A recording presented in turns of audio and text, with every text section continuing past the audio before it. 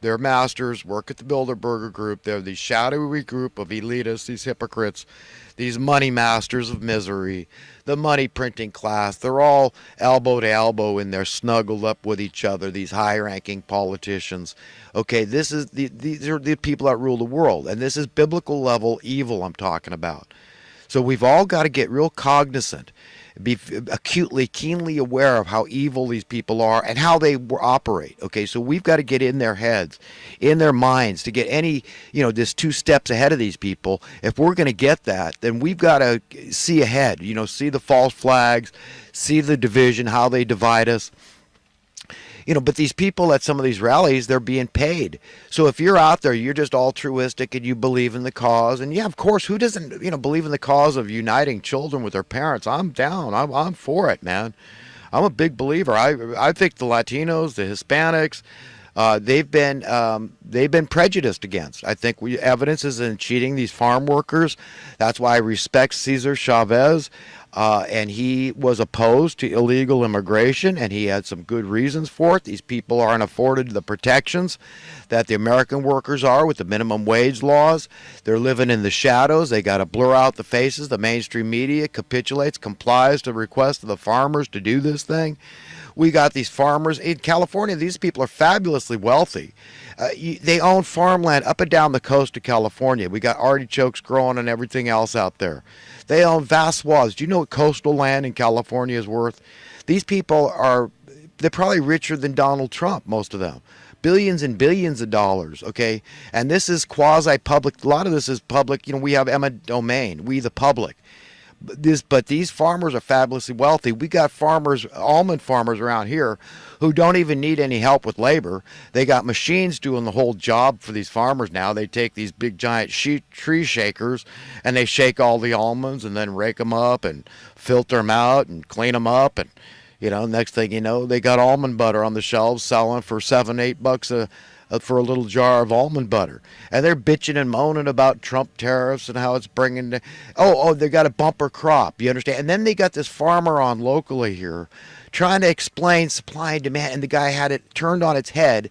This guy to me, he wasn't stupid. He understood supply and demand, and he didn't like it. This guy was not a capitalist. Do you understand? These farmers are communists. This food stamp program is a huge subsidy to these farmers. Understand? Be selling a hell of a lot less of their product. Do you understand how this thing works? The division, this wealth imbalance, how it's happening here. When you turn supply and demand capitalism on its head, okay, communism and socialism is not happening in a vacuum. People, the public at large, we the regular peeps without any clout, without any inherited wealth from our parents, okay, have a hard time. Everybody that didn't fit in a niche, that didn't jump on the bandwagon soon enough and get in with one of those colluding special interest groups, like the housing industry, the real estate, the lending industry, right? That's not involved in those, who benefit the government that gets more money from the higher real estate taxes, all the builders out there, all the investors and speculators and landlords. It goes on and on, these special interest groups that collude together. But still now they are a majority because the majority of California residents are renting. So these people are a minority. The division in California is so acute. That's why I say we're the guinea pig state. We're way ahead of the curve. If the rest of the nation wants to see the direction that crony capitalism is taking us, that's it. What do you think causes wealth imbalance, wealth disparity? Okay, this is it. How long can this go on? How needy can they make people? And whose back is this falling on? This national debt, the state debt. It falls on the poorest of poor. They're the weakest financial links in society. It's killing them. Who feels it the least? The rich, their numbers are still increasing. What do they care if you debase the currency? If you clip the worth of the currency, you keep clipping it, they say, well, I'm just going to take more and more. I'm getting my cost of living tax adjustment. Okay, and a lot of other industries do too. A lot of people work in the government. They say, oh, well, we're not going to, unions, forget unions, but a lot of the government, for whatever reason, they automatically get these cost of living adjustments, so they don't care. They're out of touch. Okay, see, you understand how I always segue into economic matters? When it comes to unifying, we've got to understand our enemy is the same. It's these elitists. It's these hypocrites. I don't care what stripe they are, what collar they wear. You think these farmers, I mean, you think that they are, the gods or something. Well, look, a lot of this stuff is hereditary wealth. It's handed down generation to generation. It's a pretty sweet deal, right? I mean, multi-billion-dollar ranches, growing artichokes on the coast, or growing Brussels sprouts on the coast of California. Not a bad little gig, right? Countless acres out there on the coast, beautiful California, pristine coast of California. Okay, and here in the North Valley, we got this everywhere. It's not a bad gig. I mean, they could buy one piece of equipment and they could do the job that it used to take 10,000 men to do. Okay, so, I'm not anti-farmer. I'm just saying let's get real. And then they got these farm workers. They say they need this illegal migration in order to what? To survive? No, but in order to maximize their profits and about competing. This is it. You understand how deep we're into this thing? Look at all these contractors. If you want to be an upright contractor and you want to, don't want to hire illegal migrants, okay, you basically probably now in California, you might lose your contractor's license if you don't hire illegal immigrants. So forget competition. How are you going to compete when your guy says, well, I need a living wage. I need $25-$30 an hour. Have you seen the cost of housing? I'm trying to be a homeowner here. You're working for some cement company, mason, or bricklayers, or you're working for a plumber or electrician or just a general contractor working with wood. Okay, you're trying to be a homeowner. You're trying to enter the middle class, right? You're busting your ass day in and day out building houses. And then this other contractor says, well, my guy's getting cheated, and I need the upper hand. I need a little advantage over these other contractors because I'm not getting enough work. So, right, all's fair in love and war, and it's competition, it's capitalism, but it's capitalism turned on its head. It's crony capitalism. There's no fairness here. There's no supply and demand economics here.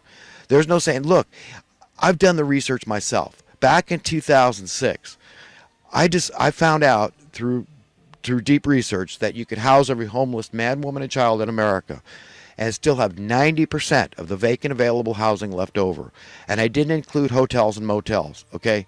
Do you understand? So there's really no excuse. And now there's likely much more. But with all the migrants and refugees they've been pulling in, you understand this is how they've been propping up a failed economy. Do you understand how this works? So just because they took people's houses away in 2008, remember all the liar loans, people lost their houses. Well, there wasn't a glut of housing on the market because the banksters, they bought all this real estate. They held it, and they use it as a tax write-off. So they're not even paying on it. They're showing it as a loss on their books. Do you understand? Until they wait for the illegal migrants to come in, because there's laws in California that you have to sell somebody a home. It doesn't matter. You can't ask about their legal status. When I went to real estate school, this is something I discovered, that you can't. You'll lose your real estate license if you dare to ask anybody if they are here legally or not. You understand? So is it any wonder that we have these wanton problems? This is how they've been putting demand on things, artificially, inorganically, unnatural demand through the illegal immigration. This is how they've propped up a failed economy. They've turned supply and demand on its head, okay? Because progress dictates, under any capitalist theorem worth its salt, okay, progress is progress by any other name. You see your dollar gets worth more, whatever currency that prevails in the land, and for us it's the dollar, the Federal Reserve note. And as we progress and we find, and the reason why it's supposed to increase in worth, because we as a civilized society find easier and easier methods to produce not only the things we absolutely need, food, energy needs, housing, water, potable water, okay, but the things we also want, okay, all the trinkets, knickknacks. I mean, the sky's the limit. Use your imagination. All the things we want, okay, get cheaper and cheaper because we find easier and easier methods of producing them.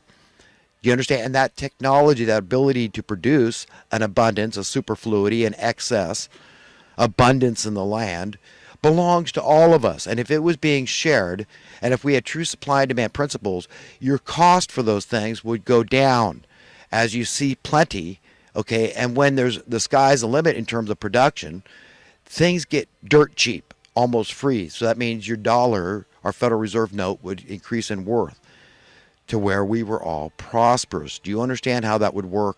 Do you understand how we've been going the opposite way for a long, long, long time? All we've had is crony capitalism.